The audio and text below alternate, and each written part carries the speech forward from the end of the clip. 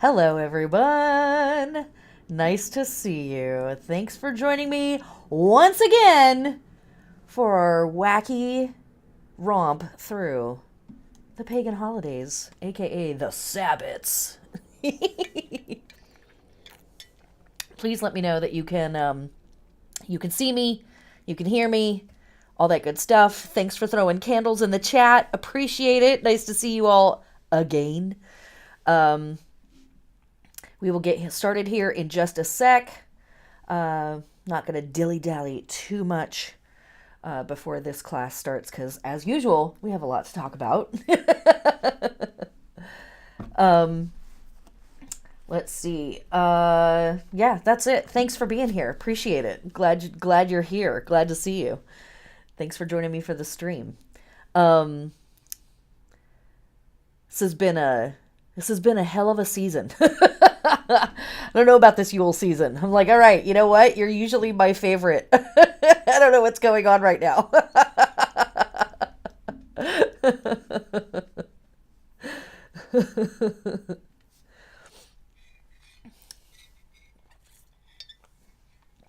I'm hoping you can all see me and hear me just fine.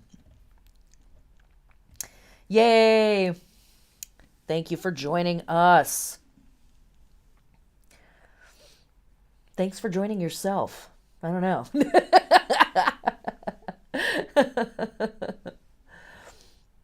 All right. Uh, let's just jump right in. Well, there's always like the preamble on the preamble, right? Of course. We never like literally jump right in. But all the same. Um uh we are going to talk about Imbolc, aka Candlemas tonight. This is one of the 8 traditional ish um pagan sabbats. Greg does not get a candle. Aw, wah, wah, wah.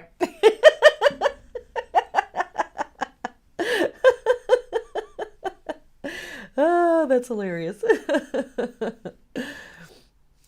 um we are gonna, hey, the volume is on my phone. Let me go ahead and turn that off. Thanks YouTube. Thank you for letting me know that I'm streaming right now.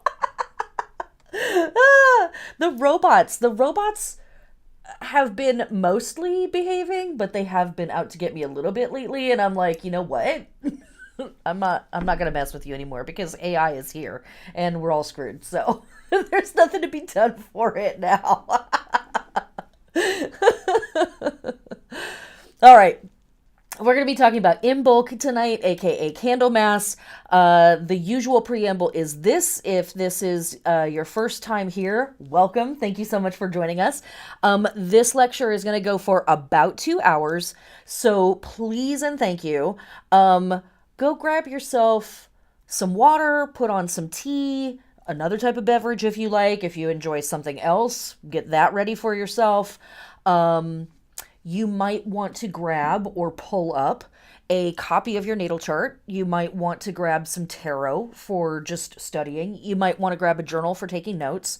But you know how you learn best and how you absorb this material best. So if you're cooking dinner, that's great. If you're folding laundry, that's great. If you're cleaning the house while I'm rambling in the background, that's totally legitimate too. Do as you see fit.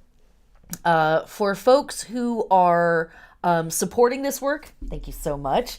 You guys are you're why this is happening. So you can interpret that how you see fit.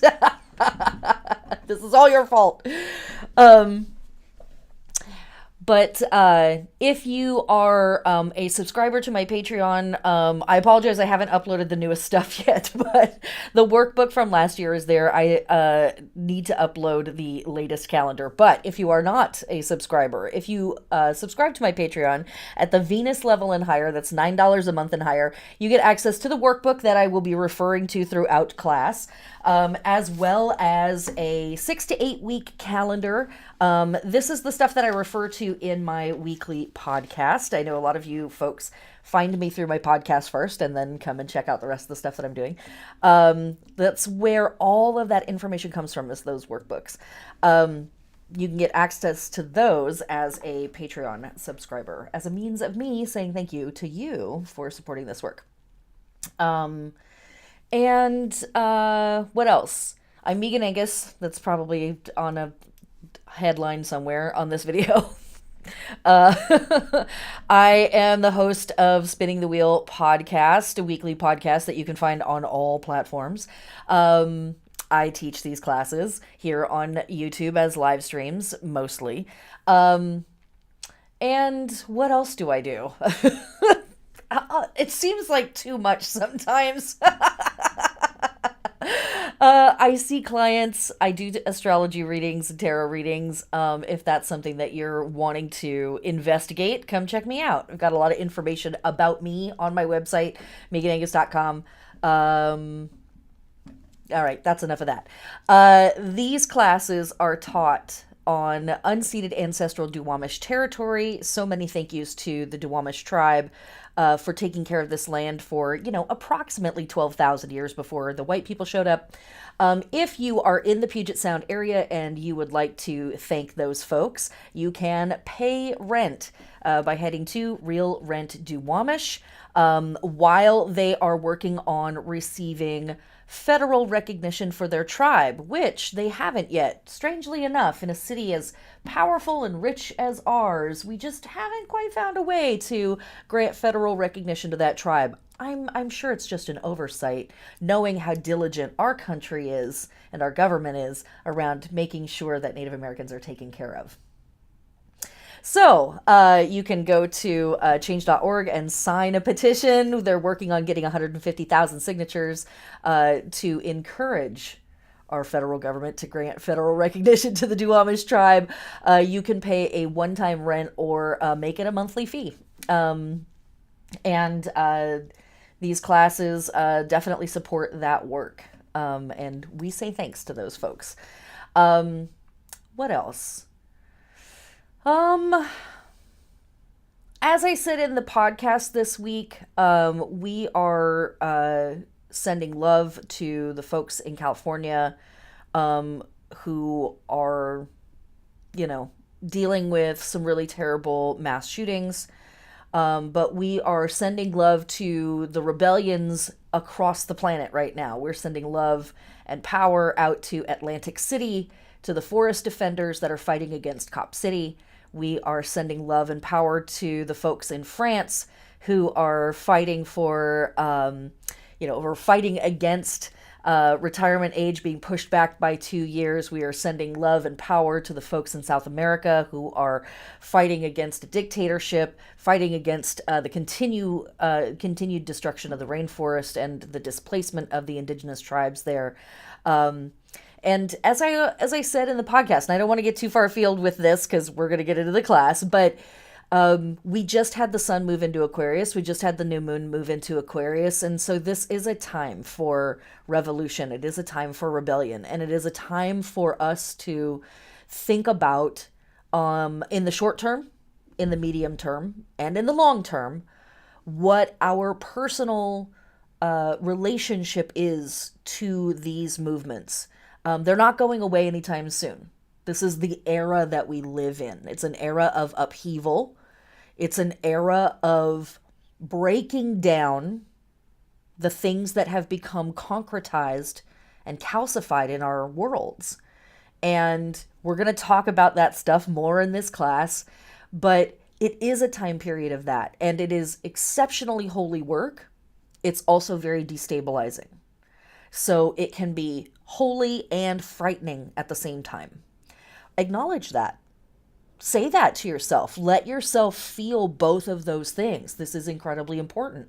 Also, I'm scared by it, or I'm destabilized by it, or I'm set on edge by it. And also, I see where it's necessary, right? So it's okay that we live in a time period where both of these things are true at the same time, as I think, in my opinion, as pagans, as witches, as heathens, as magicians, as, whatever it is that we refer to ourselves as. Labels are internally important, externally important sometimes, right?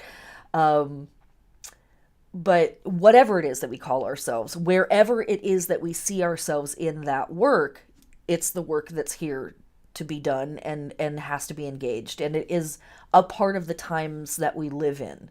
And again, it's not going anywhere anytime soon.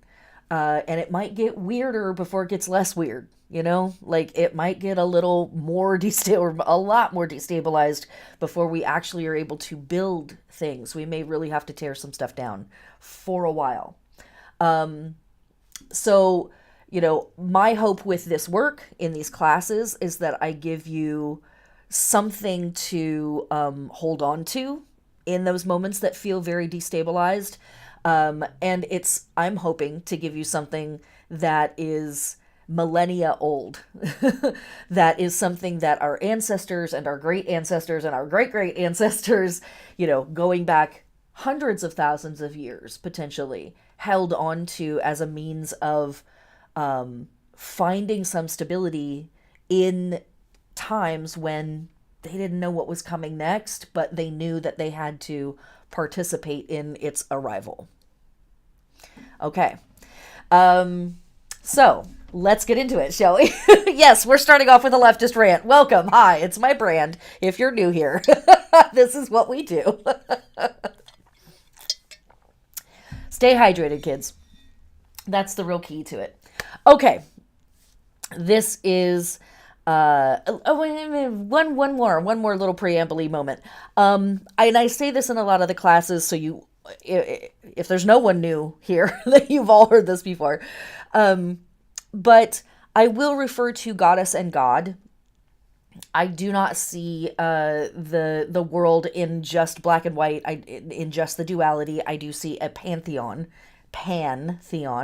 of deity. But this is shorthand. And goddess and god is a vocabulary that a lot of pagans work with. And some pagans work with all the gods. Some pagans work with just a selection of the gods and goddesses. But also about that.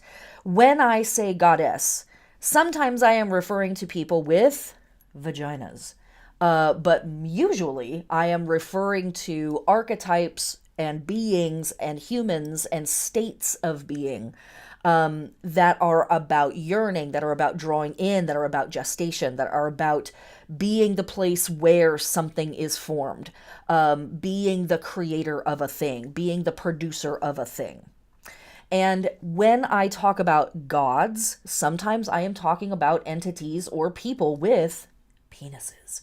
However, oftentimes I'm talking about archetypes, states of being, people, etc., that are expressing thrust energy and extrovert energy, the energy in all of us that goes out into the world to go get what it wants, that creates and produces in that form of energy. So these are states of being that all humans have access to. In some realms of paganism, in some realms of witchcraft, our language can be very, very gendered. And that's something that I hope to participate in evolving. As part of, there's lots of stuff in witchcraft and paganism that needs to be evolved. And that's just par for the course. That's not necessarily a commentary on anything being particularly bad or problematic about paganism or witchcraft, just that it's an evolving collection of traditions and beliefs and philosophies. So I hope to participate in the evolution of that stuff. And I hope that you participate in it too. If through nothing else, being and doing and living your life. Okay. In this class, we are going to talk about Imbolc / Candlemas. This is the next Sabbat. There is no particular order to the Sabbats, as much as some traditions like to say that there are. Although, you could argue that a lot of the Sabbats collections start with Samhain, but plenty of them don't. Plenty start at Ostara, plenty start at some other point in the wheel. It's a wheel, right? So there is no beginning, there is no end. This is the Sabbat that comes after Yule. Yule is connected to winter solstice, and that is the beginning of winter season. That is the shortest day of the year, or days of the year, and the longest nights of the year. And that season, that Sabbath kicks off a chunk of the year where we are truly going through the underworld journey. That underworld journey in some traditions starts at Samhain. For some traditions, it starts all the way back at Mabon or Mabon, which is fall equinox. And for others, it starts at winter solstice. The underworld journey is literally thought of as the low part of the solar cycle. And and this solar cycle dips and sways and rises and falls. And in the process of this, we too are going to increase and decrease. We're going to expand and we're going to contract.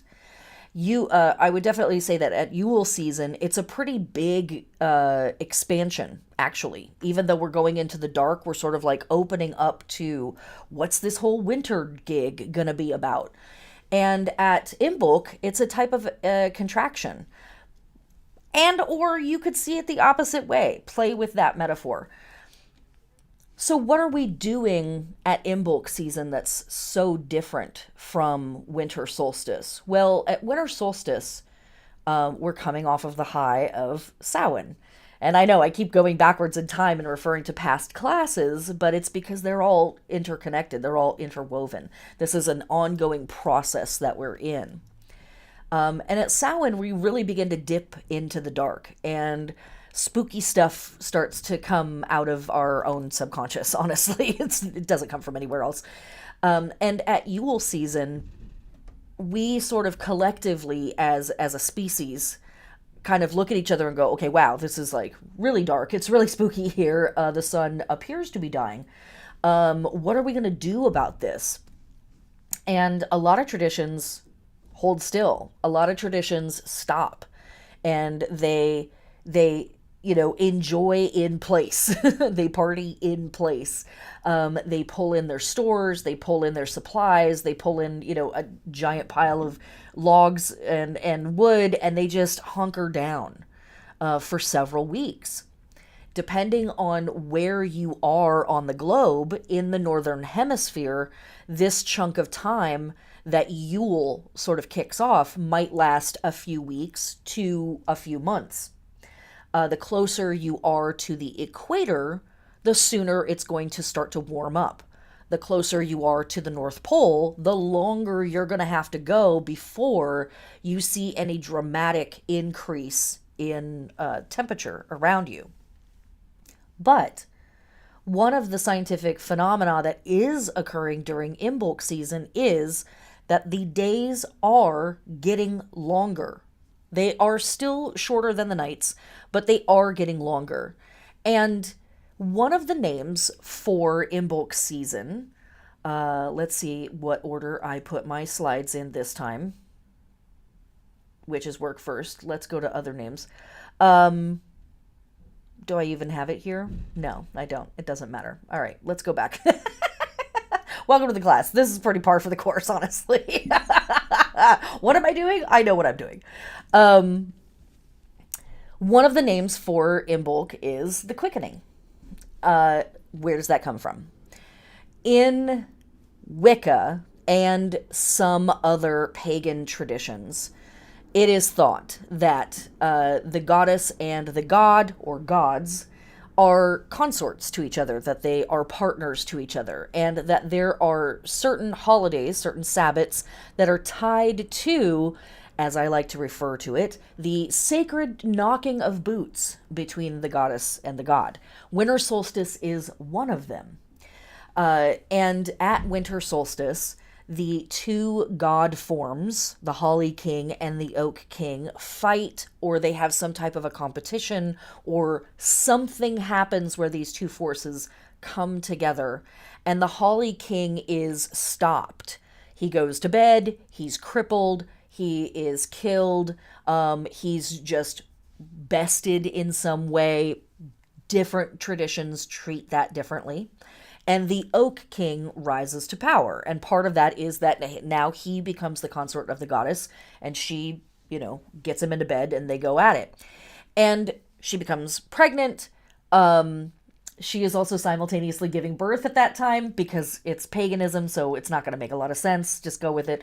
There's fires in the background. Don't worry, where we have bonfires. We'll get to that. But the goddess sleeps with the god. They lay together in the holy bed of bedding, and they become pregnant. The goddess becomes pregnant. At this time, Imbolc represents a period called in the belly. That I can show you. I can pull that slide up.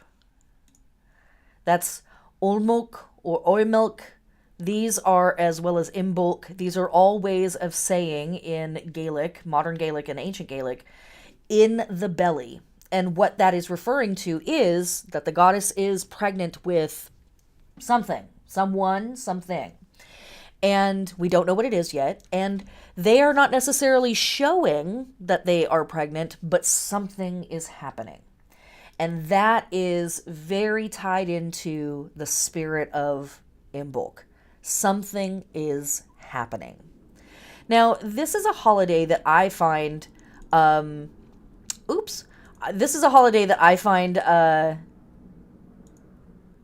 lot of witches don't know exactly what to do with this holiday. And when we talk to each other, when we listen to, like, you know, the podcasts that are out there, and we kind of look through, like, what are the big holidays? Samhain, of course, is huge, right? That's Halloween. Yule, pretty big because it's in alignment with Christmas, aka it is Christmas, but, you know, don't tell those guys. Ostara gets a lot of favor because it is often in alignment with Easter. Easter, Ostara. We'll get to it next class. We'll get to it. And Beltane certainly gets a lot of play because it's a big lusty holiday, and you know, pagans, perverts. But Imbolc tends to be a Sabbat that a lot of witches don't know about, or they don't know much about it. They don't know exactly what it's for. So let's talk about what all we can be doing with this holiday. Purification of self, restoration of natural resources, initiations, honoring craftspeople, healers, and midwives, learning a new skill, and returning to your spiritual practice. So when we are here in Imbolc season, as I said, we're leaving Yule season. We're leaving behind the, like, absolute stop of Yule season, and we're coming into a moment of dreaming and drifting. And I know I'm talking a lot of abstract theory at you right now. We're going to get into some more concrete examples of what I'm talking about a little bit later in class. Just drift with me for a moment, if you will. We're in an underworld journey. We're in the lands of the dead. Our solar deity has died, and they are just barely poking their head back up over the horizon and letting us know that they're still kind of around. But, you know, in most places in the northern hemisphere, it's covered in snow and ice. And even if it isn't covered in snow and ice, it's soggy, it's cold, the days are short, the nights are long. Our serotonin production is like, right? I like to refer to serotonin as our give a shit chemical, and we're not making much of that right now. So it's difficult to give a shit at this time of year. And there is, such a push in the West for us to be something and to be producing something at all times and to be working and churning out and grinding and hustling at all times. Now, I'm not talking about the fact that, yes, we all have to pay rent or a mortgage. We all have to, feed our kids or our cats or our dogs. We have bills to pay. Of course, yes.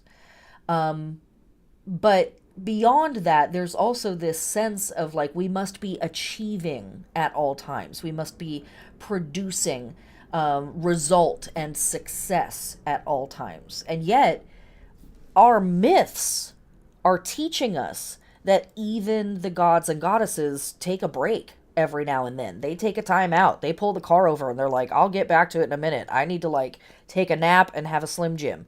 Like I need to get my stuff right before we go forward. As I often say with clients, this is a lesson that we get every time there's a planet in retrograde as well. That there's this moment to slow down, stop, think about things, reorganize, reorient, reconnect, and then move forward again. An Imbolc season is that season for us. After the full stop of Yule, there is this time period where we get to just drift for a little while. It's cold. We can't grow anything outside. You don't want to work outside. If we're thinking about the ancient and not so ancient world, and also, to be very fair, there are plenty of people around the world right now who still live by these cycles. If you don't have electricity, if you don't have electric light, your day and your day's activities are very much dictated by how much light you can produce for yourself, if any. My straw just startled me. I'm alone in my own house and I'm freaking myself out. Anyways, we are drifting here in the dark. Yes, exactly, right? Wind chill factor, snowing here, we've been hit with, America has been hit with a really wild collection of storms over the last several weeks. It's been pretty volatile out there, and that's, of course, climate change. But this is the time of year that we would expect some kind of intense climate shift. We expect the cold to some degree. We expect the snow and the rain to some degree, and the darkness. And that darkness is really frightening. Now, we in the West, well, not just in the West, lots of folks around the world have electric light. We've had electric light for 150-ish years. But in the great scheme of things, that's not a lot of time compared to how long humans have been on Earth doing stuff. There is still very much an animal that's in us that is like, oh my God, we're gonna die if we don't batten down the hatches for real. And we see that in migratory patterns of huge collections of animals being like, I can't even live in this part of the planet. I have to go to a completely different part of the planet. We see that in the hibernation patterns of a variety of different animals that are like, screw it. I'm not even trying to get up and do stuff. I'm going to go sleep for weeks. Goddess bless. You know what I mean? We see this in the natural world. We see this response. And we, as much as we like to think of ourselves as being exceptionally separate from the natural world, we are a product of this planet. We are a product of all of the same systems that created bear, that created swan, that created monarch butterfly. Those systems created us too. We are from them. We are of them. Even if on a conscious level we feel very separate or removed from them, we're not. And if we are removed from them, we're not removed from them for very long. Like it's only been a couple of decades. and for the most part, we have been out there doing the thing just as much as anybody else has, just as much as any of those other creatures of this planet have. So it's really important for us to recognize that there is a huge part of our physiology that is dialed in to, this is meant to be a downtime. This is meant to be a quiet time. So what as witches can we be doing with this work? Well, first and foremost, we can dream and we can drift in the dark for a while. And like I said, I know that feels spooky for some folks sometimes. That can feel a little harrowing sometimes. Destabilized sometimes is how that can feel. That's fair. That's totally fair. Recognize that. Say that out loud to yourself if that's true for you. It's better to embrace it and work with it rather than to try to refute it and act like that's not happening when it totally is. And then in that depth, in that darkness, what are you doing? You have a lot of options. And some of the most potent stuff that we can do is dream at this time. At Yule, the version of the goddess that we are encountering and hanging out with,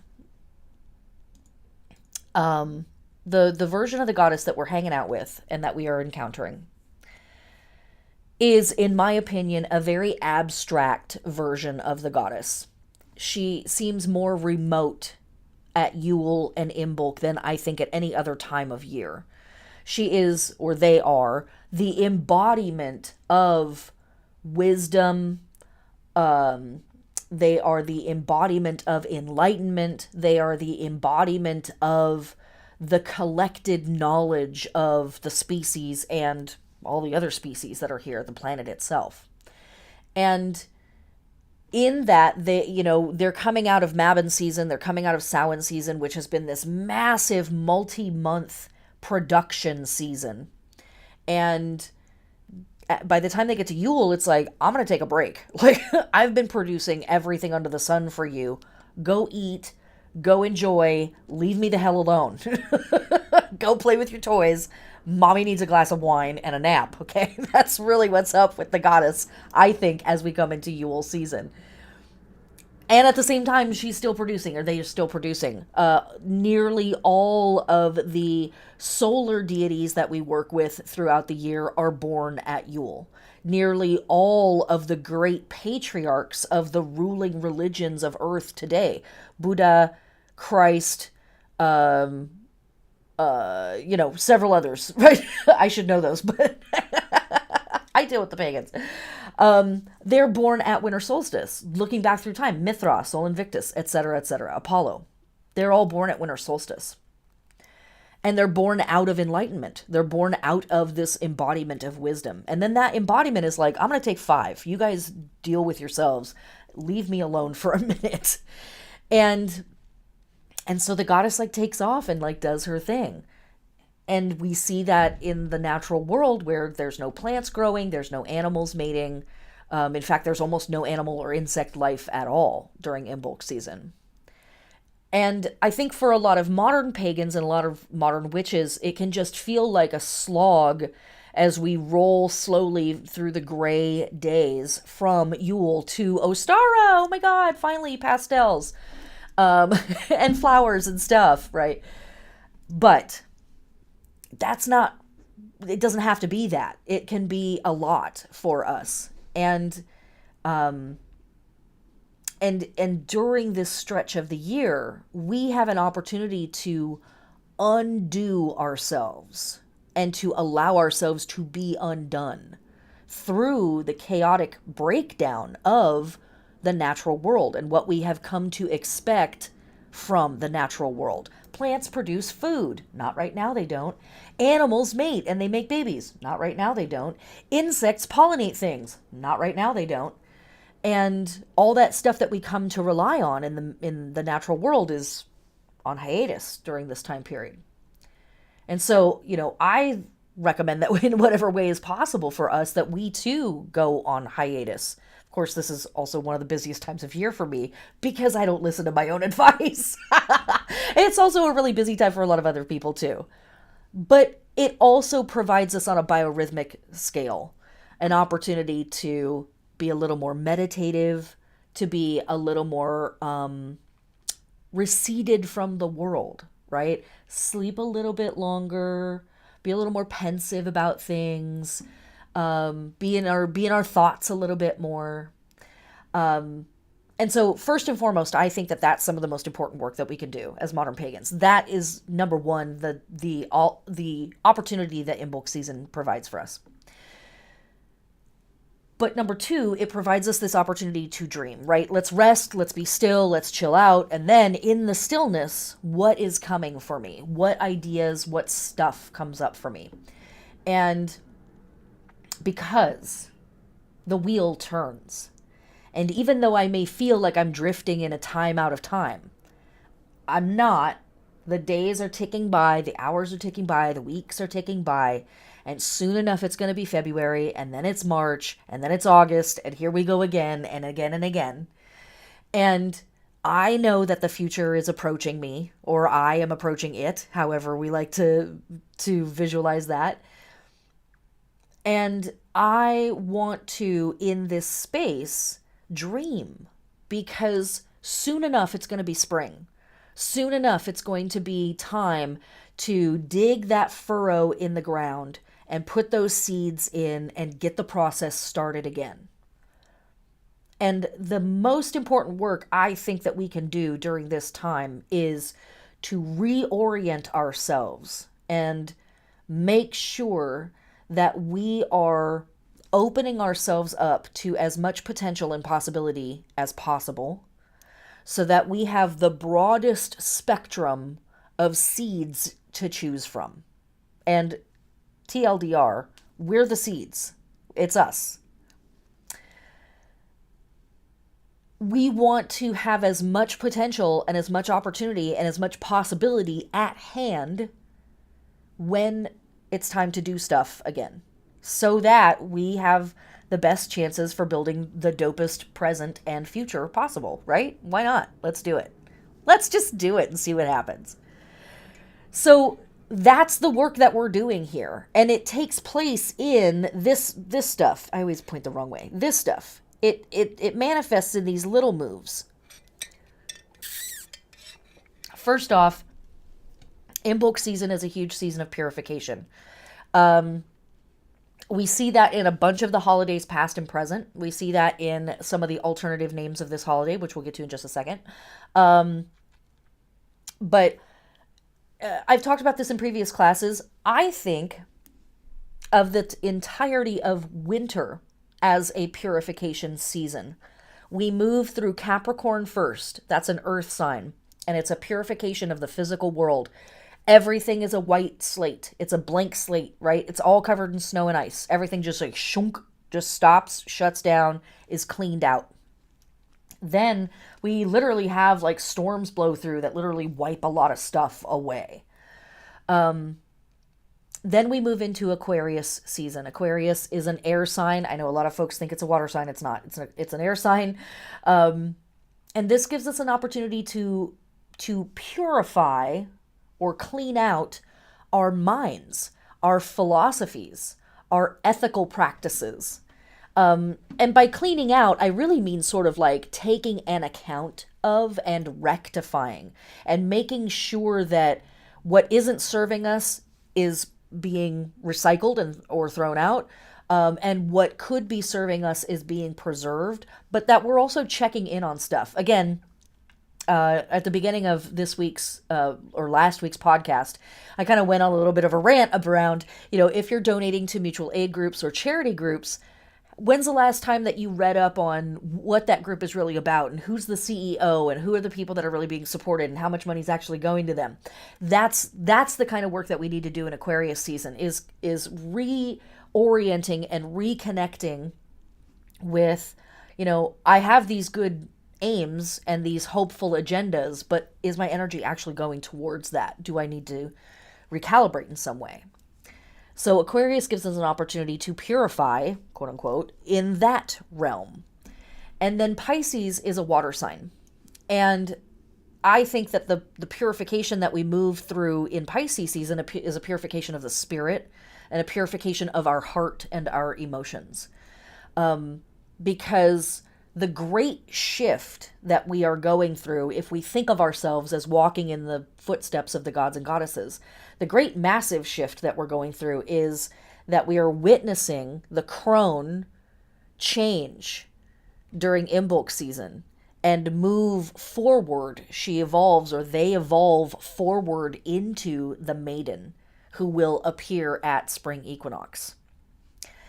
And how do we do that? How do we go from knowing to not knowing, right? The crone knows. The crone is the embodiment of wisdom. The crone is the embodiment of experience. And what happens when we have experiences? What happens when our wisdom accumulates in us? We get to a place where we believe we know better. We get to a place where we believe we've seen it all. Our cynicism begins to build up like plaque. Our bitterness begins to build up. Those are all elements of having experience. It doesn't have anything to do with age, right? We've all known people that were young who have been through it, and they have had multiple lifetimes of experiences before they've ever hit 20. We also know people who are plenty old and ought to know better and clearly don't. So it's not about age, it's about experience. And the crone is an embodiment of us and our process of accumulating wisdom through our lived experiences. And some of that stuff makes us bitter. Some of that stuff makes us really cynical. Not all of it, but some of it. That's part of it. And our bitterness and our cynicism protects us, it thinks, from the unknown, from chaos, from experimentation. And the unknown and chaos and experimentation are exactly what we're inviting in spring. It's exactly what the maiden is looking for. The maiden version of us is like, I don't know. I've never tried this before. I've never tasted this before. I've never done this before. What's that feel like? What's that for? How does this work? Where does that go? It's curiosity. It's not knowing any better. It's foolishness. It's silly. And it's fantastic because that attitude allows us to break new ground, to try new things, to explore new places, to become new iterations of ourselves. And if we hold too tightly to our wisdom, if we hold too tightly to our lived experiences, we forego the opportunities that the maiden archetype provides us, which is a chance to start again. And so Imbolc season gives us an opportunity to purify in that sense, to clean out our beliefs, to clean out our assumptions, to clean out our cynicism, to clean out our bitterness, and to say, I've never done it like this before. Have I ever lived in 2023 before? Nope, I never have. So truly, I don't really know what's about to happen. And Imbolc season gives us an opportunity to clear out the metaphysical and metaphorical garden of our self, of our soul, to plant who knows what, to grow who knows what, to gestate who knows what we might get up to this year, wacky and goofy as we are, and massively full of potential. So Imbolc season I find to be very magically powerful in that way, and it's a bummer that it's a little bit of an overlooked holiday because it's this really incredible opportunity to reset that place in us and come back to that stuff.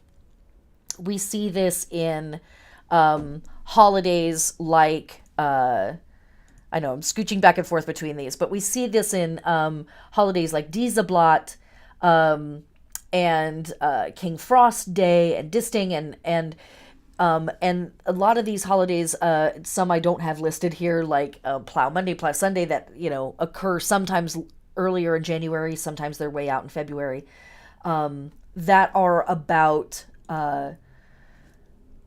literally waking up the earth, literally waking up the land itself, and as I said before, cutting that first furrow in the ground and planting those first symbolic seeds in the ground. So, purification of self and really kind of a reorienting back to whatever that authentic thing is that's at the core of us. Before the artifice, before the bullshit, that person, that version of us, that being. Okay. Moving into some of the other stuff. Also, if it's your first time here, hi. Queen of Tangents. I do go off. I have so many notes in front of me. I'm just like, yeah, we'll get to that. Watch some of the other videos. That's one of the things about all of these holidays is there's so much to say that there's too much to say. I never say it all in any individual class. So definitely go back if you have the patience to and watch previous year's videos because you will get a fuller and fuller picture of what it is that I'm talking about here. But some of the other stuff that we're doing at this time period, purification of self, I think that's pretty straightforward. We've covered that. But also, restoration of natural resources. So this is us going back out to the earth and waking it up and preparing it for repairing it after the storms of winter and preparing it for the work that's going to be done. It's also a means of saying thanks to those systems that have been keeping us alive throughout the winter. Initiations. Imbolc season and Ostara season both are very traditional for lots of pagans to engage in initiations, but plenty of the other Sabbats have initiation vibes as well, so don't think that you have to do it now. But if it's something that's been on your mind, this is a time where people do initiate themselves into spiritual practices. Yay, I'm glad the tangents are your fave, because that's literally like, that's my brand. That's what's up. So initiations, and initiations can look like anything. Initiations can be by yourself. I am a self-created witch. I mean, I had a little help. Don't start. But generally speaking, it was me as a teenager with a Scott Cunningham book making a decision. And if we roll back in time to the very, very, very first witch, there was no witch before that to initiate them. They decided, I am this, and I'm doing this. And that's perfectly okay for us in this day and age too, I think. But there's also groups that you can go to if you want to be initiated into a tradition or whatever. You can do some research about that. There's hundreds and hundreds of different witchcraft and pagan and heathen traditions springing up every day around the planet these days, and it's pretty damn cool. Honoring craftspeople, healers, and midwives. Okay. So first and foremost, we want to honor these folks in our society because they are the people that brought the skill and brought the wisdom. They brought the experience that created whatever the circumstances are that made it possible for us to live through winter to begin with. And also, while we're drifting and dreaming, these are the people that are holding space for us while we take a time out, while we go nap, while we go, insular and turn inward. These are the people that are holding it down on the physical plane. And when I say midwives, I think with craftspeople, it's very straightforward. Healers, it's very straightforward. But midwives, a lot of folks will think of midwives as simply or strictly folks that are assisting in delivering babies. And that's obviously true. But to me, a midwife is any person that assists us in becoming or producing. So a mentor or a teacher is certainly just as much of a midwife because they are helping you bear yourself. They're helping you discover what you are, become more than that, and bring that thing out into the world. So it definitely doesn't have to just be about pregnancy, but that too. Learning a new skill. This dials in with, as well as craftspeople, I should say. This dials in with one of the great goddesses that is worshipped during Imbolc season. So we talked about the crone quite a bit. That's Cailleach. And that's Cailleach on the left, the crone. And then we have Brigid on the right. And Brigid is a goddess that definitely has mother energy, definitely has maiden energy. And Cailleach guides us through winter. She really helps us sit in the stillness and be in the dark and deal with our shadow work and hang out with our ancestors and do all of that wintry stuff that we need to be doing. But Brigid is the embodiment of that thing in us that's like, damn it, I'm tired of this. I want to get going. I want to make things happen. Brigid is a craftsperson goddess. She brought metalworking to her people, poetry. Her name is the Bright One, the Great One, the Fiery Arrow. She brought healing and prophecy and skills and poetry and childbirth and on and smithing and so much more to her people. She is the embodiment of a great craftsperson goddess. Another goddess that's worshipped at the same time of year by the Hindis is Saraswati, who is always depicted playing a sitar. And she also is a great craftsperson. They both are very, very talented in their skills, and they bring their skill sets to their people. And so we're kind of like moving back and forth between these two entities. And so honoring craftspeople around us is a connection to that. But learning a new skill is also a connection to this.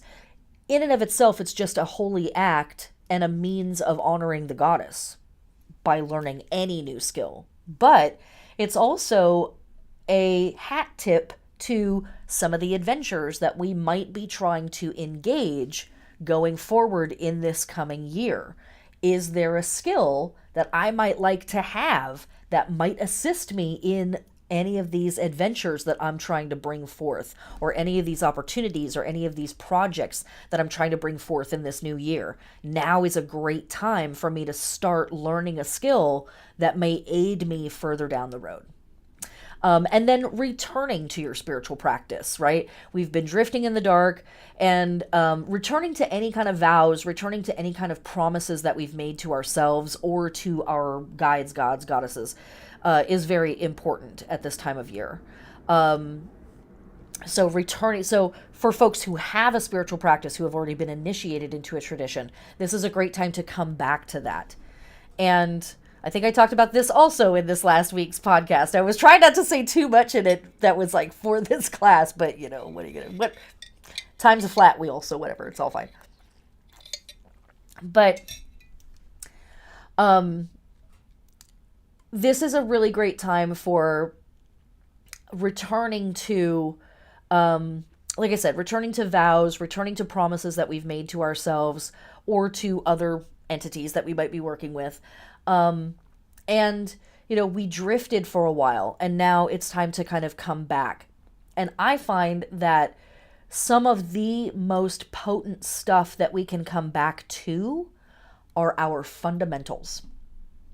Strip it way back down to page 1 of the book on witchcraft and work on your earth, air, fire, water. Work on your north, east, south, and west. Work on your athame and your chalice and your wand and your candle, your bell and your cauldron, right?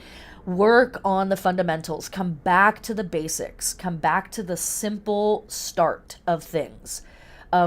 It, in a sense, also is deeply honoring both the crone and the maiden at the same time. Because when we come back to the fundamentals, when we come back to the start of something, we are honoring the maiden in that sense, right? Like, who knows? I'm just starting. I'm brand new at this whole thing. And yet we're not, right? At the same time, we're not. We do have our earned wisdom through experience. And who am I now? And what do I know now? And what do I experience now when I face north and I call to the gods and goddesses of earth, or I face east and I think about the rising sun, right? Who was I when I was reading those words for the very first time in that book of witchcraft ever so long ago, or that my friend who introduced me to paganism, or however it is that we came to this path, right? Who was I then? What questions did I bring? And what curiosities did I have? And what things were I worried about? And all of that, right? And now, who am I after so many years, or decades, perhaps, for some of us, or centuries, perhaps, for some of us? Who am I now? What all do I know now? And I come back to the beginning again. And how does the beginning feel now? It's that thing. And we get to literally stand with a foot in crone and a foot in maiden, a foot in knowing, very deeply knowing, and a foot in I don't know. And I've never done this before. And this is all beginning again. So powerful. So powerful. So this is a really great season for coming back to our fundamentals, coming back to our basics. And even that can be a type of returning to your spiritual practice. So it's also a great time to come back to your New Year's vows. If you made those and you've already drifted from them, reset yourself again. No sweat. Okay. So looking at, thinking about all of that stuff, here are some of our other holiday names that we have here. Imbolc is just another way of saying Imbolc. Again, that means in the belly. That's that idea of like something's happening, something's stirring, the spark is there, we're starting. Oimilk literally means washed in milk or purified in milk. Milk, kind of a big deal at this time of year. Lots of milk symbolism in some of our global holidays, oddly enough, or not so oddly, right? Sure, it's just a coincidence, as I like to say, or no, it's totally not. But also the idea that milk and purification are somehow intertwined, and that purification is embedded in the name of this. Thorablot, this is a bloodletting for winter. Bari is another name. These are from our Norse friends and ancestors. Disting is connecting to the practice of spinning wool off of the distaff and down onto the spindle and taking the bundle of pure chaos that is this big giant ball of wool and spinning it down into a thread that we are then going to make something out of. Fantastic metaphor for the work that we're doing at this time of year. Uphelia, this is a Scottish festival where folks dress up like Vikings and set things on fire. Just a Tuesday in Scotland, no big deal.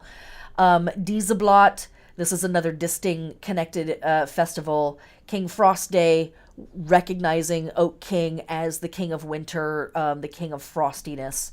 And then the all of the last of these names, La Fille Bride, La Brici, Brigantia, the Feast of Goddess Brigid, these are all dedicated to Brigid, whose name is also pronounced Bride or Bride, and that is in fact where we get those words from. Breed and bride come from Brigid.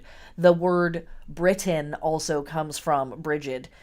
So, she's kind of a big deal over there. Just the literal embodiment of the land itself. I go way off on this in 2 years ago. The class from 2 years ago, I go off on this stuff. So if that's something that you're intrigued in, go watch the class from 2 years ago. Okay, moving on. As we're working this stuff, we can do these things. We can honor these moves in a wide variety of ways. We can do things fancy. We can do things in the external world. We can do internal world. We can do simple. Remember, first and foremost, that your witchcraft and your pagan practices are for you, first and foremost. And then if you decide to share them with other people, they are for other people. Why I say it that way and very specifically and pointedly is because it's not for fucking Instagram, okay? Okay? It's not for TikTok, so stop that. It's not for Facebook. It's not for that. It's not for them. It's not for the algorithms to consume. It is for you. Okay? If you choose to share it with people, cool, great, that's lovely. But if you look through my social media feeds, you will almost never see a photo of an altar that I have created, unless it's an altar in a class, because it's a teaching altar. It's meant to be worked by multiple people. It's meant to be interacted with in a public setting. You will not see my private altars. You will not see me doing witchcraft. You will not see me doing ritual, because it is not for those platforms to consume and sell shoes to other people because they were watching my stream. You get me? Like, it's why I don't run ads on my streams. It's why I don't run ads on my podcasts. This is for me. And I have now chosen to share my work with you all who voluntarily show up despite my best efforts. Despite my goofiness, you all show up.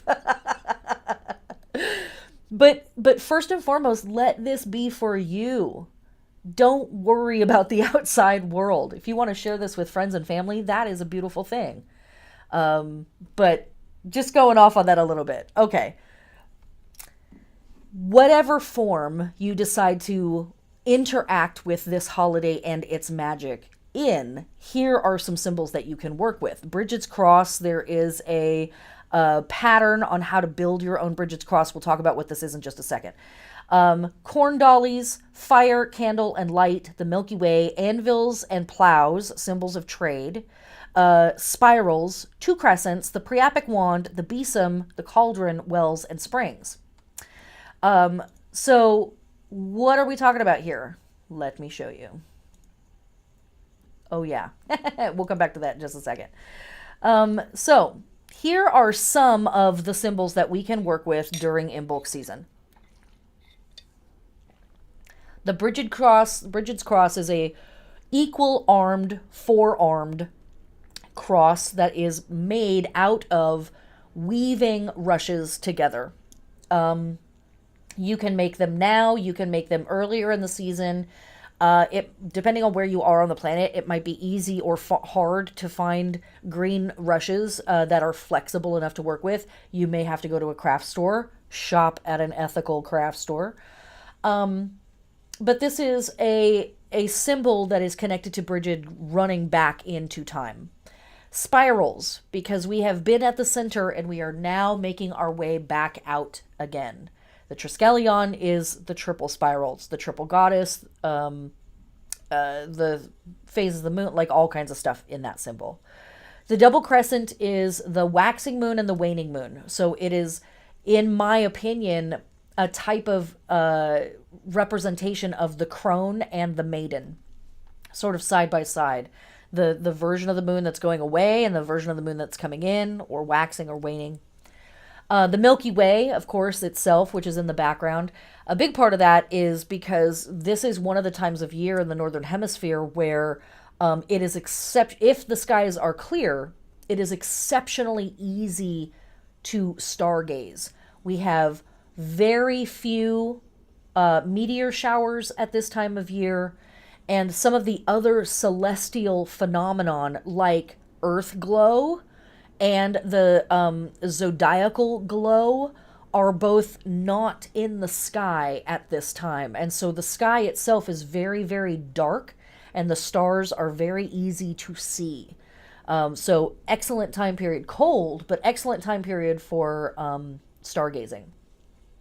Star gods and star goddesses play a big role in a lot of our myths that take place after Yule and before spring equinox, so here in Imbolc season. The besom or the broom, pretty standard tool for witches, but this is the time of purification and clearing out, physically and energetically. So of course we want to have our brooms at the ready. The cauldron, as a representation of the place where stuff is cooking, the place where stuff is happening and getting going. And the goddess, obviously, always represented by the cauldron. Sacred wells. Sacred wells are a place where wisdom is stored. They are absolutely a representation of the goddess. They're a pretty direct representation of, vaginas. Come on. Hello. Kaleik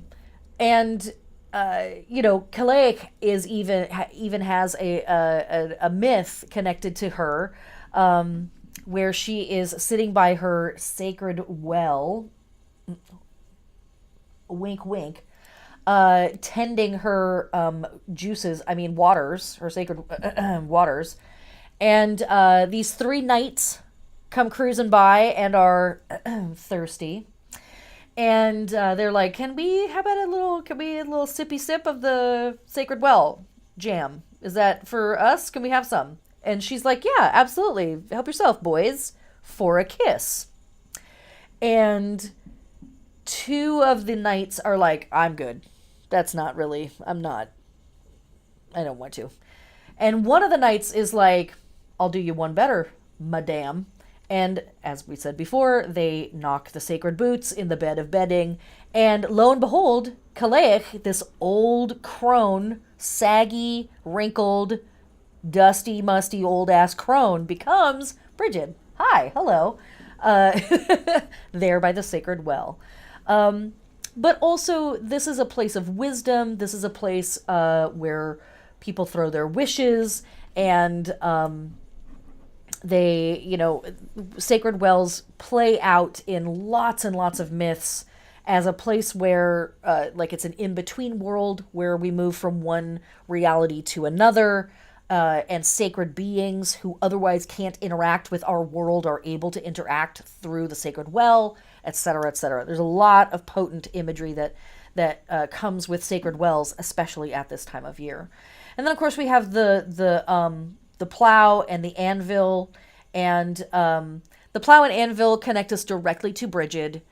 Anvil in particular because she is a smith, and the plow, of course, because and this is our phallic symbol that is pushing into the earth and digging a hole, and digging a groove that then the seed is going to be planted in, inseminated, literally, and again, this doesn't have to be a gendered thing at all, though I'm using a lot of, in a sense, I'm using a lot of gendered language, but in a sense, again, these are states that all human beings can embody. We can have things planted in us. We can be doing the planting. We can be creating the furrow. We can be filling the furrow. We can be the knights. We can be Kalaic. We can be the sacred well. All of the above. So these are all symbols that you can work with, myths that you could read at this time of year, things to focus on, stuff to add to your altars, that kind of stuff. Okay. So, corn dollies. These are the corn dollies that we would have made back in Mabon season or Samhain season, perhaps, maybe even Lunisod. The corn dollies are little dolls that represent the goddess that are made out of either the first or the last of the corn rushes that are collected at harvest time. So sometimes it's the very first corn that is picked or other grains. Sometimes it's the very last, depends on the tradition. It's different by region. And those rushes would have been dried and then woven into a dolly. Plenty of people do something that's very rudimentary. Plenty of people do stuff that's really super fancy. Doesn't matter. And then that corn dolly is kept in a special place. Sometimes it is kept with the priapic wand from the year before. We'll talk about what that is in just a second, but it's a representation of the god. And so the goddess and the god are kept in a special little bed. Sometimes that is burnt at Yule. Oftentimes, in some tradition, well, some, not often, some traditions will keep the corn dolly until now, and the corn dolly and the symbol of the god, whatever it is, are placed into that first furrow that is dug in the ground as the gardening season and the growing season in truth really kicks off. So it is a connection of the energy from the year before into the next cycle. Fire, candles, and light. This is a symbol of the light and the heat. Well, not the heat, but the light is slowly coming back. The days are slowly getting longer and longer. The shifts are incrementally happening here on the physical plane. And so fire and candles and light are a way of celebrating that. Here, this is an image that is pretty traditional for a lot of Imbolc people. This person is actually, I did some research on this photo. I've used it for a few years. This is actually a person celebrating a St. Lucia celebration, which is why the headpiece has holly, which is still fine. Holly and mistletoe. It's still fine to use holly and mistletoe through Imbolc season. It's not a big deal. But yes, this is also a pagan tradition. It's also a Catholic tradition. And we see this utilized, this method, this ritual form utilized from Yule season through Imbolc season. And it is literally a crown or a headpiece of some kind that is fashioned to hold real ass candles that are then lit. Do I do that? No, ma'am. No, I don't. Because I'm chicken. I should do it someday, though. But my bangs are so good, I don't want to mess them up. But this is a real practice. It is still practiced by a lot of Northern European folks and Central European folks, especially in honor of St. Lucia in December, and especially in honor of Candlemas, the Catholic holiday, on February 2nd. And it is, literally wearing the fire on their head. It is literally an opportunity to invoke or evoke that growing light, and sort of almost summon it back to the world. So cool. Okay. Milky Way, we talked about that already. Oh, another thing I should say about fire and candles and light is that making candles is very, very traditional at this time of year. That's absolutely something that lots of pagan groups will do. Making candles is hard. It's messy. It's easy to set stuff on fire or make a big mess. So if you engage in candle making, be careful. Don't sue me. But I recommend, if it's feasible for you, I recommend giving it a try, because it is something that people still do all over the planet because they have to. And again, ticking back just 100 and some years, this was something that every household did on the regular. This is a time period, again, it's dark and cold outside, so we're not doing stuff outside. We're doing things in the house. Making candles is certainly one of those things. Also, by this point in the year, we've gone through a lot of our meat stores, and we may have a lot of tallow saved up from various animals that were slaughtered back in Samhain season and have been eaten over the course of winter. We may have a lot of bone and extra stuff left over from them, and so that would have been cooked down as well for part of what goes into making a candle. And at this time of year, there's plenty of traditions of taking those candles into a church or to the local witch or the local religious person and having them blessed, and they would be the light that was used for the rest of the year. Milky Way, we talked about that. Anvil plow, symbols of trade. Okay, so anvil plow, we talked about that. And having like a literal anvil or a plow on your altar, I mean, a huge one, go be careful. But you can find little tiny ones too. But those are going to be in honor of Bridget. Symbols of trade, that's your trade. That's the work that you do. And having symbols of the work that you do on your altar, very, very potent at this time of year. And invoking or evoking a moment and the power of your work that you do in this world, in this time, the ways that you support yourself, the ways that you take care of yourself on the physical plane, and provide for yourself and probably provide for other people as well. Honoring that, right? We're honoring the craftspeople in our environment, yeah, but we want to honor the craftsperson in ourselves as well. Spirals, we talked about that. That's that, we've gone all the way to the center at Yule and we're making our way back out again. 2 crescents, the Priapic wand. I think I forgot to put in a picture of the Priapic wand, but the Priapic wand is a representation of God energy, thrust energy, push energy. And what they are a branch from an evergreen that has a cone at the end. So like a pine cone, for example. But I know that like firs, I think, and spruces also do cones. I don't think cedars do. It's a branch that has a cone at the end, naturally occurring, that has fallen off of the tree. You can't cut it off. You can't break it off. It has to have fallen naturally. If you have evergreens around you, you will probably see a ton of these over the course of the next several weeks because of the storms and the volatile weather that's happening. Just get out there before the landscapers clear everything out. But it's a branch that has a pine cone at the end. Boom. That's it. That's it. But it's a symbol of the God energy. It's a symbol of that natural thrust energy. And you can use it as a wand throughout this season and throughout the year if you feel like it, or you can burn it at the end of the season. The besom, that's our broom. Having a broom near the altar or even on the altar, very important and appropriate. And cauldrons, wells, and springs, as we discussed. Okay, so where are we? Way off base. That's me. That's what I do. Okay. This is absolutely my brand. Before we get into this, let me close out this section on paganism with this. The goddess is slowly changing from crone energy into maiden energy. She, or they, is pregnant with the potential of spring. The light and solar power are rising. It's still cold outside, but animals and vegetation are waking up. The days are getting longer, and the Oak King is gaining in power.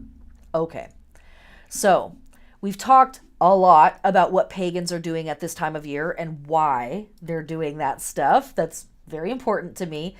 And a variety of different symbols that we can work with on our altars or on our person. And when I'm talking about these symbols, you can draw them. You can pull up a picture on the internet and print it out. You could wear this as a piece of jewelry. You could paint it on a t-shirt, whatever. Like you could find a simile to this in your kitchen or somewhere in your house. What that's always my favorite is like, can I make it or can I find something that's approximate in my home already and turn that thing into this thing? That's that's the most potent stuff of all, in my opinion. In my opinion. And you're here, I guess, to hear my opinion. So, all right. So, when we go out to the rest of the world and we look at what everybody else is doing at this time of year, they're doing things that are very, very similar to what pagans, witches, and heathens are doing. They are engaging in holidays and festivals centered on awakening the body, awakening vitality, purification, renewal, and rededication to their spiritual traditions. And so, some of the other holidays that we will see celebrated right at the same time, February 1st to February 2nd, from our Catholic friends and ancestors, Candlemas, from our Yoruba friends and ancestors, the Feast of Oya. We see the Old European New Year is placed at this time. A Yemoya festival, the Brazilian one, from our Candomblé friends and ancestors, also at this time. Celtic Christians are celebrating the Feast of St. Bridget. And then other festivals that are happening throughout this season. We have the Lane, which is a Greek festival for water spirits, Hadaka Matsuri, the Shinto purifying festival, Terminalia, which literally is it is the literal end of the year,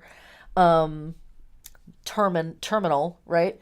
The Feast of Rhiannon, certainly a cauldron and sacred well goddess, if there was one. The Malaysian Purification Festival, Thai Pusam, which is an incredible holiday. I will say that if you look it up, be aware that it is centered around mortification of the flesh. And so the photos and the videos of this festival can be very extreme, not the content for some folks. I'm not going to show any here. But it shows pretty extreme body endurance. But one of the key portions of the festival is this tremendous procession from one temple to another where people hold giant jugs on their head full of milk. Okay? Okay. Come on, people. What else do we have happening at this time of year? The Lunar New Year, celebrated globally by billions of people. If you're trying to figure out how to track Lunar New Year, it is always the new moon between January 20th and February 20th, aka the second new moon after winter solstice. So have winter solstice, let one new moon pass. The next new moon is going to mark Lunar New Year. This is a time point observed by billions of people around the world by cleaning their homes, reuniting with family, worshiping ancestors, and of course, shooting off fireworks and setting stuff on fire. Another holiday from our Hindu friends and ancestors, Vasant Panchami. This is the Hindu festival marking the pre-funk of spring. This is dedicated to Saraswati, who I mentioned earlier, as I said, having a party at this time. She is the great goddess of creativity and skills and talents. Millions of Hindus will wear bright yellow clothes and eat yellow food. They'll fly kites, air, right? Aquarius, etc., etc. And they are getting ready to celebrate Holi. 40 days later, 40 days, kind of a thing, and some really, I don't know if you're familiar, it's whatever, we'll get to it later. But Holi is the big spring equinox, hell yeah, festival that the Hindus celebrate. So we see already that a lot of these civilizations, past and present, are like, stuff is coming. We need to get ourselves in order for that. Lupercalia, of course. I'm going to come back to that. We have Carnival, Mardi Gras, and Lent from our Catholic friends and ancestors, and plenty of other people around the planet celebrate. But this is the Catholic Church's annual global bacchanal and purification ritual, right? We do some sinning, and then we purify for Lent. What is the length of that? Well, the length of that is some amount of weeks. But ultimately, it's 46-ish days, and that's 40 days plus a week of Sundays Again, 40 days. I don't know. It's a thing. I can't. It's right on the tip of my tongue. Yeah, whatever. Put it in chat if you know what I'm talking about. Plus a week of Sundays, Catholics. But this delivers you to Easter. So there's your time keeping chart for how do we mark when Easter happens. This is how.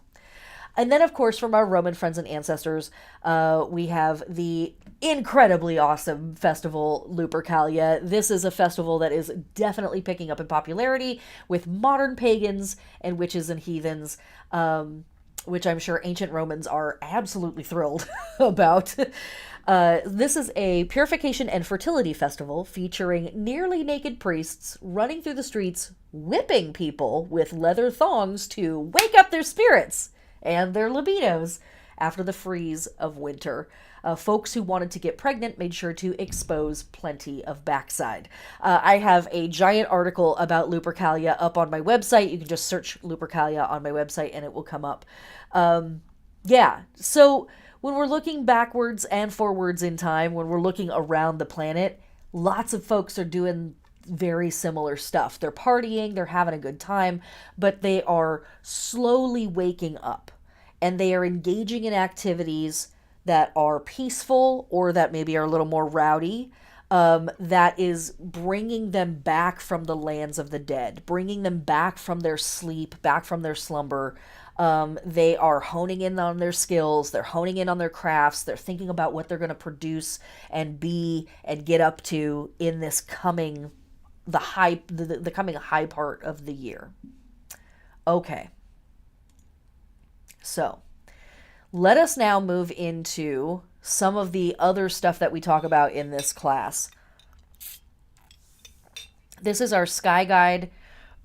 This is certainly not every single thing that's happening between now and Ostara or spring equinox, but this is a lot of it. January 20th, our sun moved into Aquarius. That's for folks who practice tropical or Western astrology. Oh, I meant to take something out of here and I forgot to. Sorry, that Mercury direct has already happened. That's a lie. Don't look at that. Whoops. I had a hard day with the robots. I'm just saying, I had a hard day with the robots today. But we have the heliacal rising of Deneb al-Gedi. We have our sun moving into Pisces February 18th, and then right after that, the new moon in Pisces at 1 degree on February 19th. And I've talked about this quite a bit on the podcast, but we're in a really cool astrological or astronomical cycle right now where the sun moves into the sign, and then we have a new moon in the sign literally a day or a day and a half later. Very cool, kind of like double whammy introduction to the energy of each sign. So it's like, let's start. Lots of green lights for the first portion of this year. That's true, Patty. That is absolutely true. Mercury is still in its shadow phase. Absolutely. It's just not leaving Capricorn. That's a lie. It left Capricorn the 18th of January.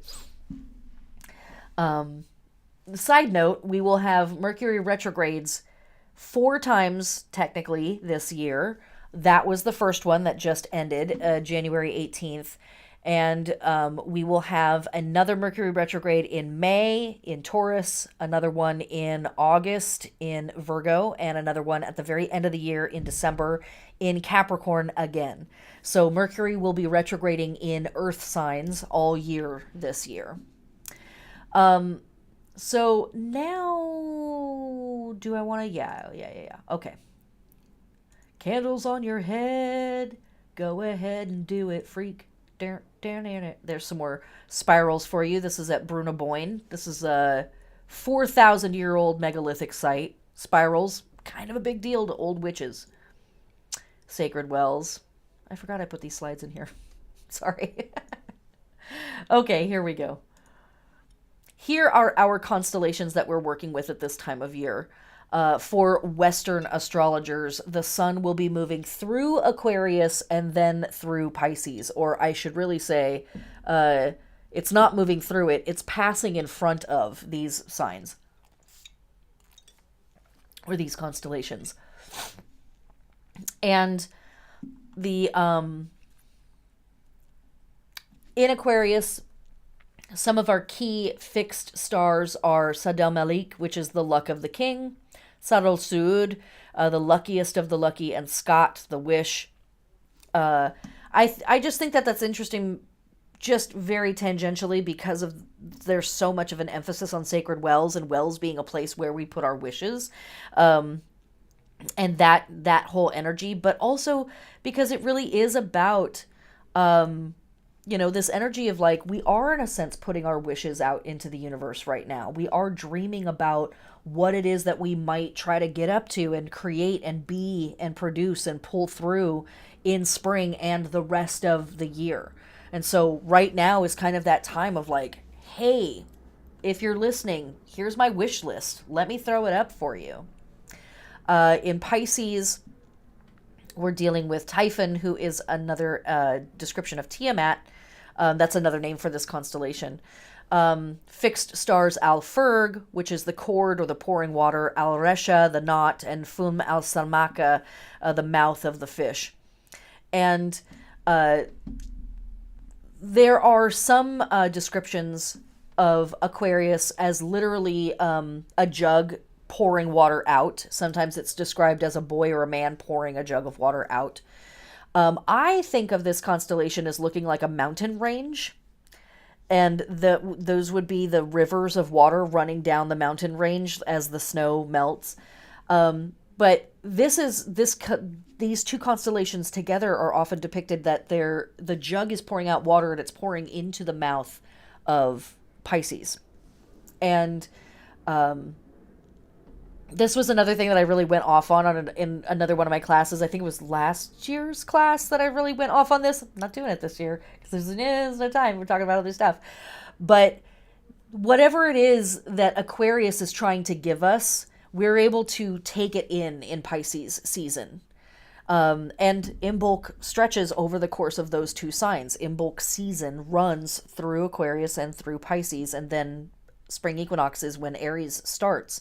So we kind of can think about it as like having a month to dream and to drift and to evoke, like, call in from the universe. This is what I want, and this is what do you want from me, and all of that stuff. And then we can start to really like drink it in and take it in during Pisces season, and ultimately figure out how we're going to manifest that stuff, and make it happen in the world.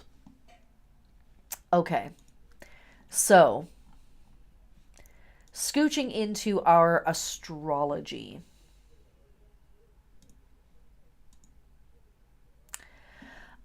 We have just had the new moon in Aquarius, but we have until February 5th before we have our full moon. So we really kind of have 2-ish weeks to work with the new moon in Aquarius.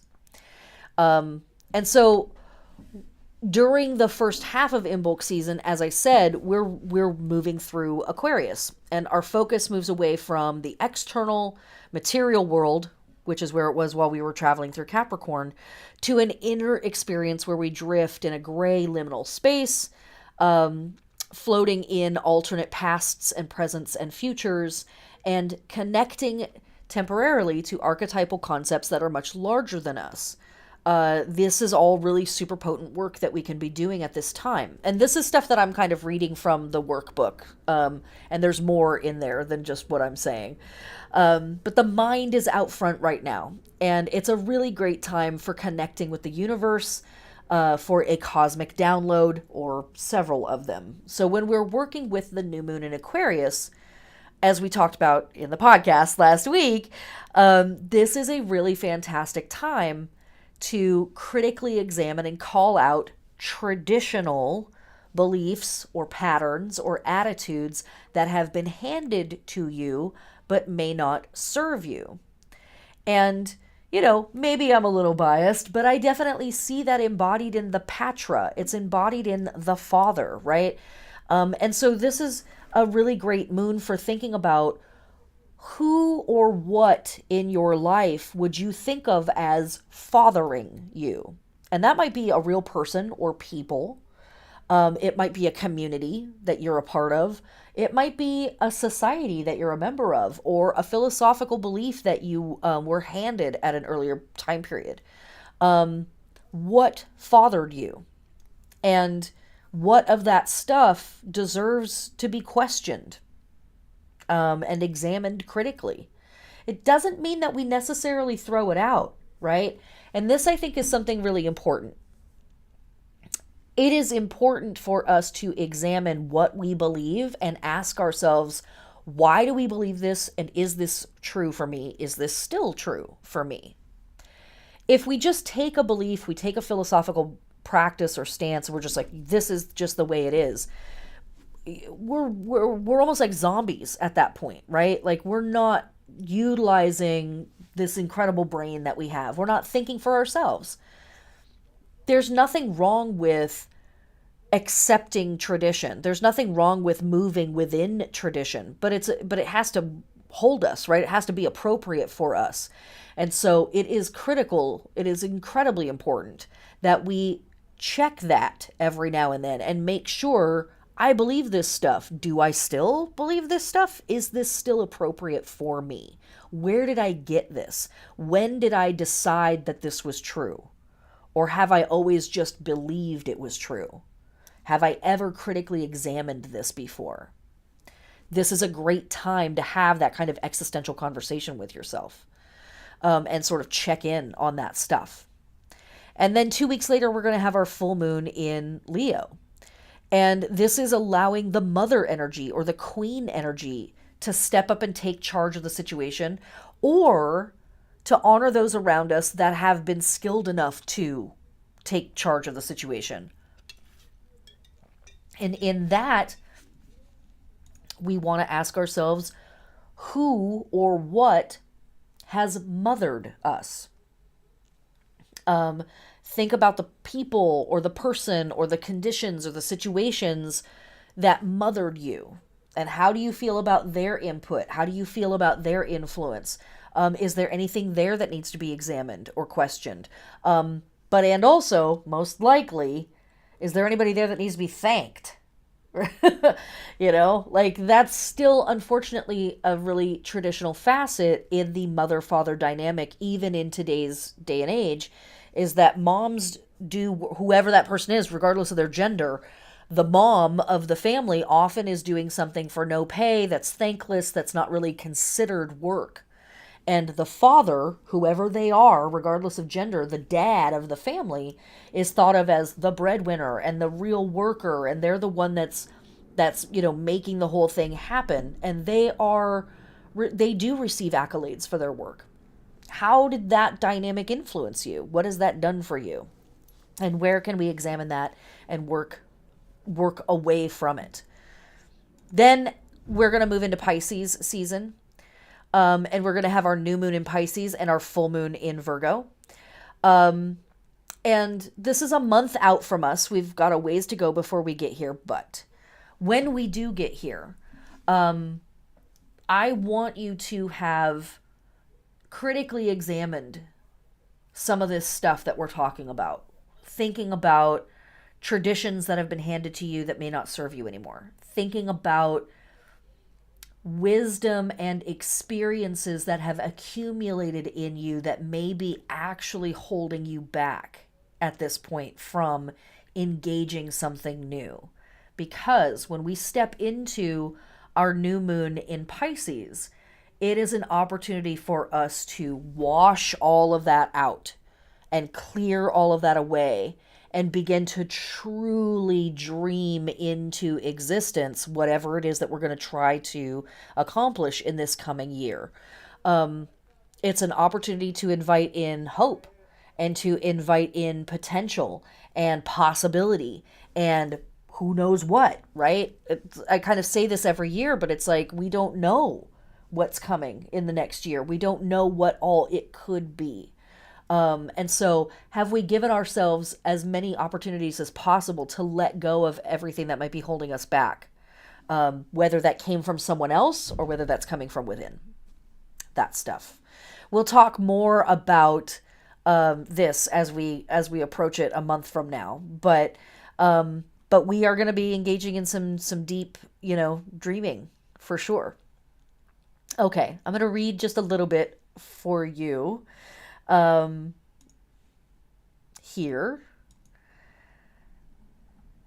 The Imbolc season seems to start when the sun moves into Aquarius. This sign helps open up our mind to the conversation of the self in comparison to the community or the universe or infinity and things that feel shared by the group at large. Our physical, spiritual, mental neighborhood.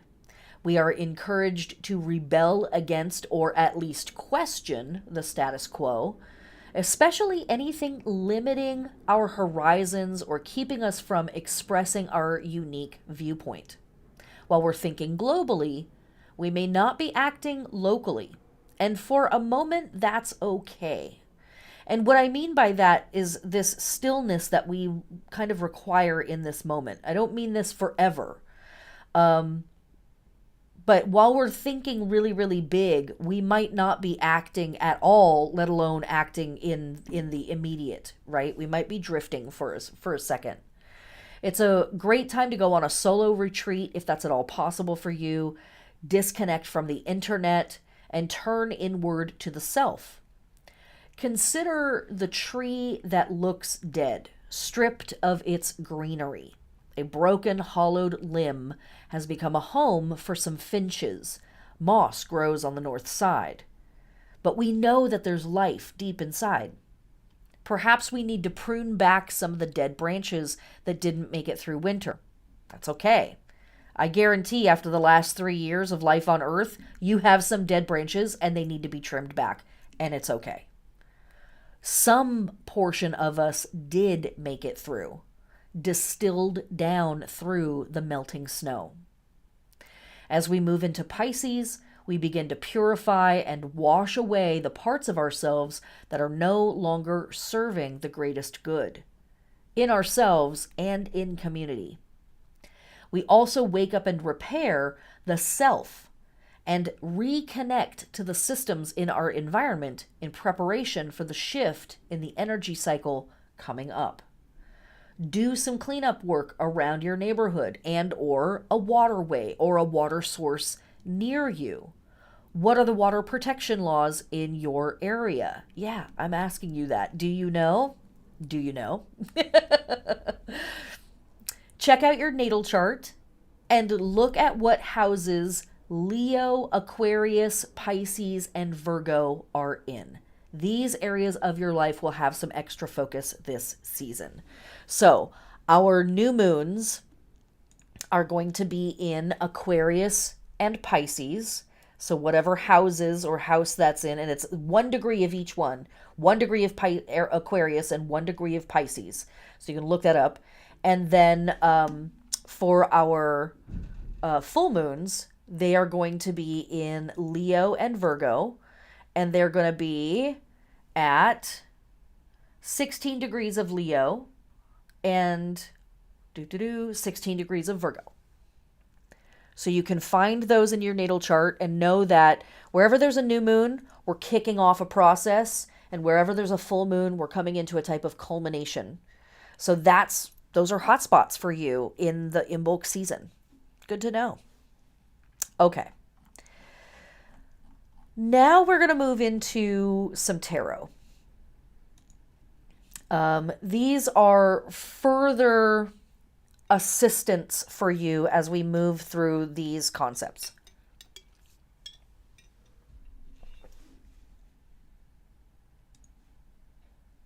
The constellations. Okay. So here are the 4 major arcana that we're really working with during Imbolc season. And I'm going to show you these cards from 2 different decks. I like to work with the Smith-Waite deck, and I also like to work with a deck called the Builders of the Adytum. Now, these are very different decks in that the Smith-Waite deck... Hey! There we go. No, that's not what I want. That's what I want. It's eventually. The robots, they will do my bidding. I like to work with both of these decks. They are very different from each other, and here's why. Because before Pamela Coleman Smith illustrated the Smith Waite deck, the minor arcana did not have pictures on them. She invented those images.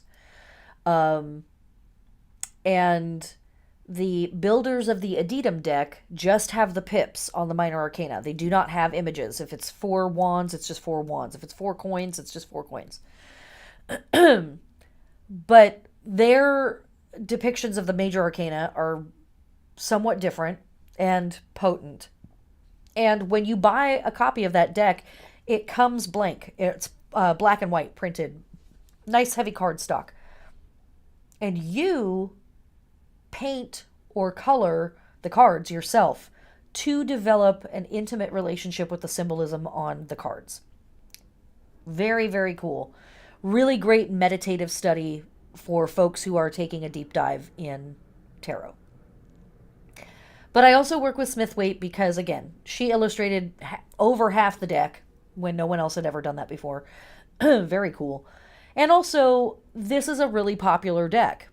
So popular that I would say, like, 80% of the decks that are in print right now in the world, independent or mainstream, are influenced by this deck right here. And so I like to just go back to the source and just go back to the root of the thing and look at the images that she's working with. So we start with Aquarius. This sign is connected to the star card. Then we move into the Fool, which is connected to Uranus. That's the ruling planet of Aquarius. And then we have Neptune, which is the modern ruling planet of the sign Pisces, which is our last card, the Moon, Hanged Man and the Moon. And in this, tarot is like these incredibly potent flashcards that we get to work with, that are just jam-packed with symbols. It stirs up stuff in our subconscious. It calls up stuff from the unconscious. And also, there's magical correlation and metaphysical correlation too. That's cool. And so what are we seeing? In the Aquarius card, we're seeing a person who is kind of at the end of an existential crisis, basically. Which, I mean, who hasn't been here? Naked, next to a stream, right? Like, what even is anything, right? We can all relate. But what we're really seeing is a person that has been stripped of their artifice. Now think about, Inanna, right? Or Ishtar in their underworld journey being stripped of everything by the time they get to the bottom of the journey. I often describe, and I talked about this also in the podcast this week, I often think of the star card as being correlative to the poem or the piece of writing called the Dark Night of the Soul by St. John of the Cross. I've said that for years. And the reason is because in this card, we have gone through darkness. We have gone through heavy times, uncertain times, and we have experienced darkness as a thing that is harrowing, maybe frightening, confusing, destabilizing. And in that process, we have lost connection with the things that give us hope or strength or guidance. And where that results in, or where that delivers us, is in a place where we begin to derive our own inner wisdom and we begin to follow our own inner path, and our own inner truth, guided by some of the universal truths that's represented by those stars that are in the sky. But those stars are still pretty remote, right? So it's just us. We're with ourselves. And in this process of discovering our own guidance, we can look foolish. People can look at us and think, wow, that is not the path I would have taken. That's not the way I would have dealt with that. And we can become so involved in that process that we literally get hung up like the hanged one. But what's happening here, note that the tree is alive. This person is alive, right? They're not literally being hanged. They are suspended. And so, very similar to the vibes of Imbolc season, that we are suspended. We are in suspended animation. We are drifting through this experience and waiting for something, waiting for ourselves to surface out of the water and head back down the path, our own personal path, as we see in the moon. But I want to read something to you, and then I want to show you these 4 cards from another direction and another slightly different way of looking at this. So let me read this first. The star card speaks to a potentially hard time in our life, but one that is filled with promise. Envision the captain of a ship tossed on the Black Sea, looking desperately for the North Star to guide them. When they get their bearings, they realize they are near the shore of a continent no one believes exists, off the edge of the map. Incredible, right? Fantastic. Wow, I dreamt, and here it is. But that is the captain's version. The other sailors on the ship think the captain has gone mad. Can the captain convince the crew to try for this new reality? Or will they abandon this course? The fool has found their guiding star and is going to follow this light no one else can see, even if, maybe especially if, it leads them off the edge of the known world. As we ascend from the underworld journey of winter, what truths, what realities, what epic dreams have presented themselves and will no longer be ignored or unlived? What happens when we destabilize the calcified areas of our lives? When we struggle with what our guiding star might be showing us, and we try to reconcile on a soul level what it looks like to heed that wild call, back in the mundane world, we work through how to deal with our people and ourselves when we choose to live by a philosophy that is shocking or upsetting to our people, past or present, right? Maybe it's the ghost of grandma who's like very upset with what we're doing right now. And how do we choose to communicate about it? Or do we choose to communicate about it? Is it confrontational? Do we not do it at all? Sometimes silence says volumes, and sometimes it is right to keep our mental chaos to ourselves. But, moreover, there is something potent to letting an idea percolate and foment in the mind before sharing it with other people. But when we do speak our truth, we must have the conviction of the sacred fool who steps off the cliff. We have to believe it first, before anyone else. Sometimes, when we deviate from the plan, we find our path. Now, we can work with these 4 tarot. We can also work with these other minor arcana as we're moving through the 2 signs. The 5, 6, and 7 of swords for Aquarius season, and the 8, 9, and 10 of cups for Pisces season. But we're going to skip past that, and I want to show you this.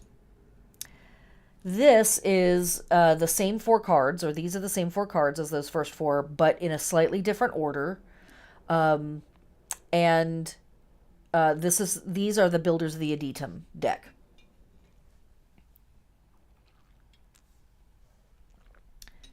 Note we're starting on the right-hand side and we're moving to the left. We're starting with Uranus, the Fool. The Fool is turning away from source. That's the sun that's in the upper right-hand corner of the card. It's white with a golden glow around it. The Fool is turning away from source, about to step off the cliff. And what they're looking at, though, is the star that's in the next card. They're literally turning away from the source of information and they are finding their own guiding light. And then they become this being that is without artifice, without pretense, right? They've shed their wisdom, they've shed their experience, they are just their natural selves.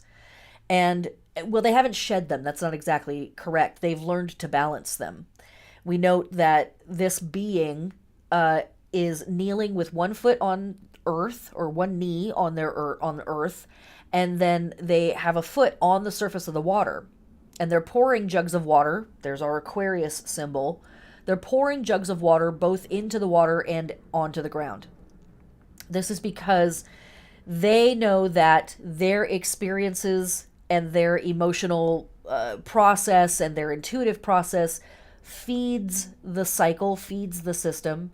And they also know that it requires, their own understanding of their lived experience and their own understanding of their intuitive experience to really like make a balanced stance, to find balance in what it is that they're doing.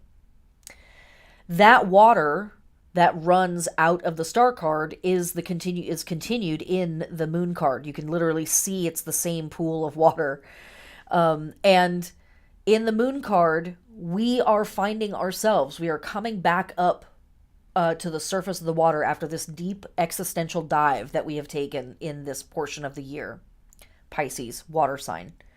And we are coming up and we are finding our own path. We're not taking the path that anybody else has set out for us. We're discovering our own path.